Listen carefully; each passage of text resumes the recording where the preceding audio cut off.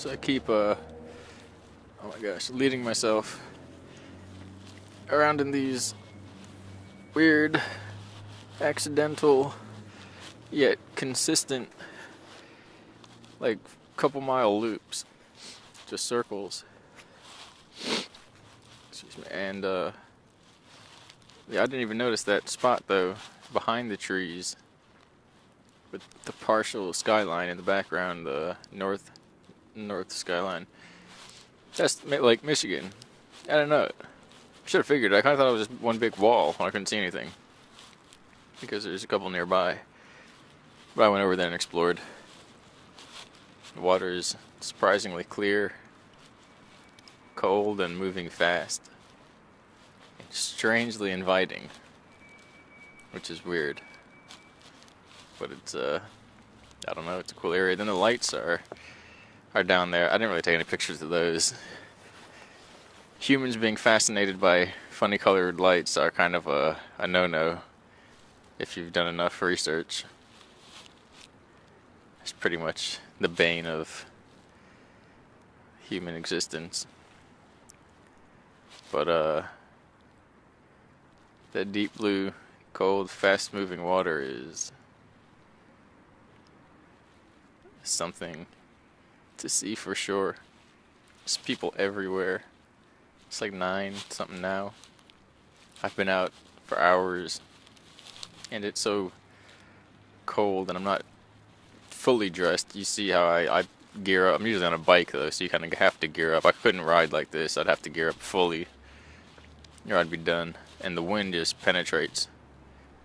I only have sweatpants at the bottom. I'm rambling about. This isn't a vlog. Just don't know what else. Yeah, there were instances to record, however, it was even more difficult to record than any other time from A, the wind, B, the people around, and the spontaneity of the situation and the people involved. But there's an interesting interaction.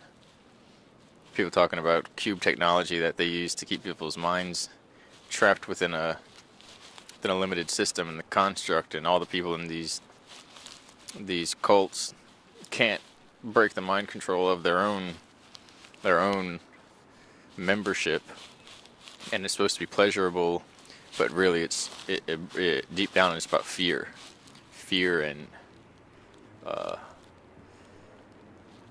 desire and the illusion.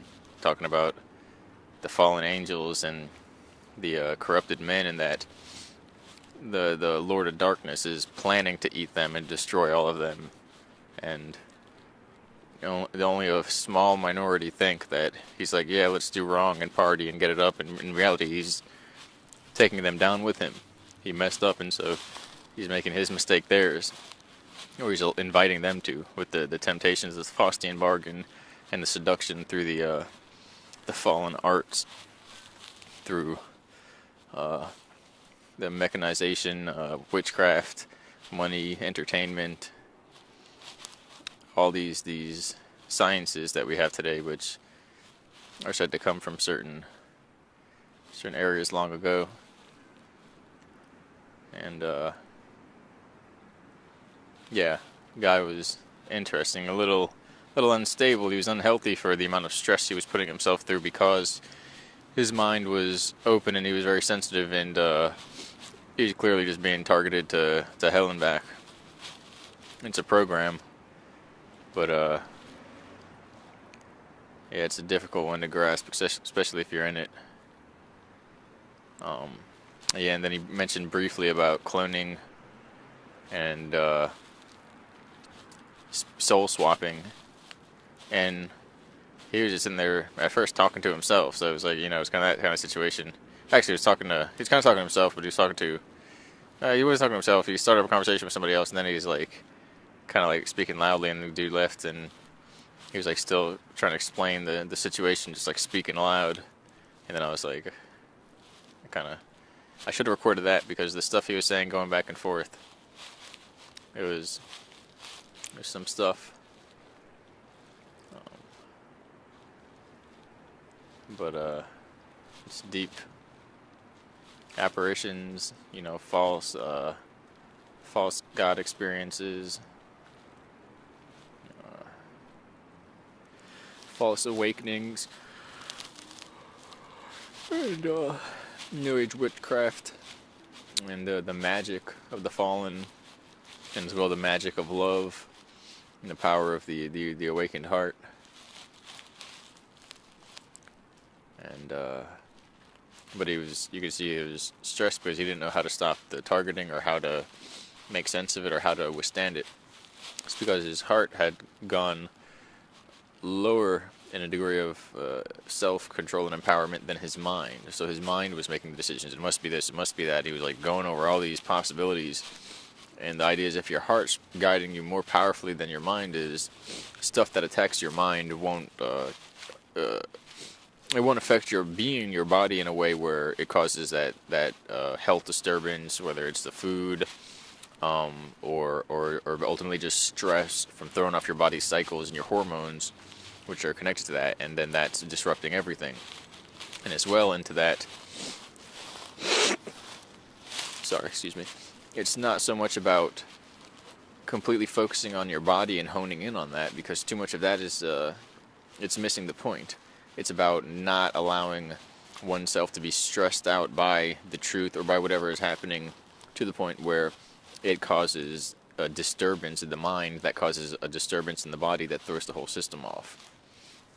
And you have to have a foundation for learning, and in your own standard, free of the concern or more so manipulation of others. Otherwise everything will be lost, because it'll be a continuous standardization against what the majority of people think, which is patently insane or just incorrect, because it's groupthink, it's herd mentality. The most intelligent people don't get together and decide what's going to happen in herds. They do it in small collective groups that are intelligently organized.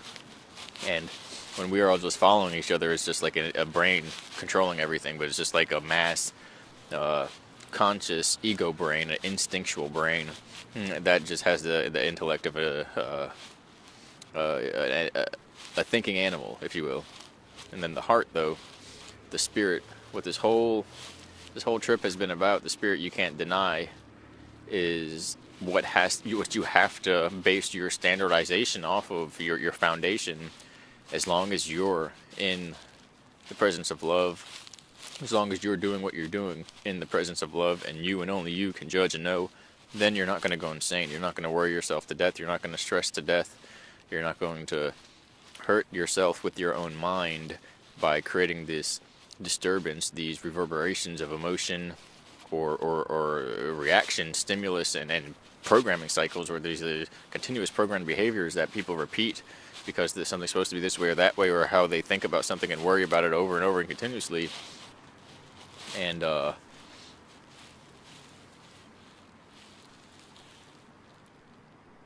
then as long as you're aware of that happening, of this happening, and you're able to stop and kind of splice each moment and situation, ask yourself or observe, examine if your actions are coming from a place of self-centered mental indifference to others, or more so mental analysis of others, or if it's a place of genuine care.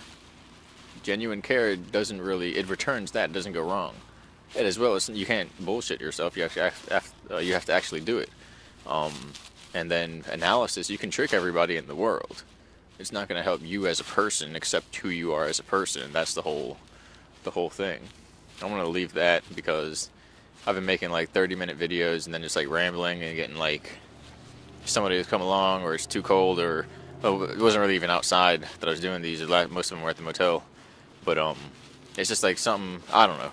It's already starting. I gotta find something else to do, because I think I covered like a good 5 square mile area, which is heart of Chicago. It's crazy. It's very different. Probably try and get a bike tomorrow, maybe, if I can maybe get some windbreaker pants or something. Alright.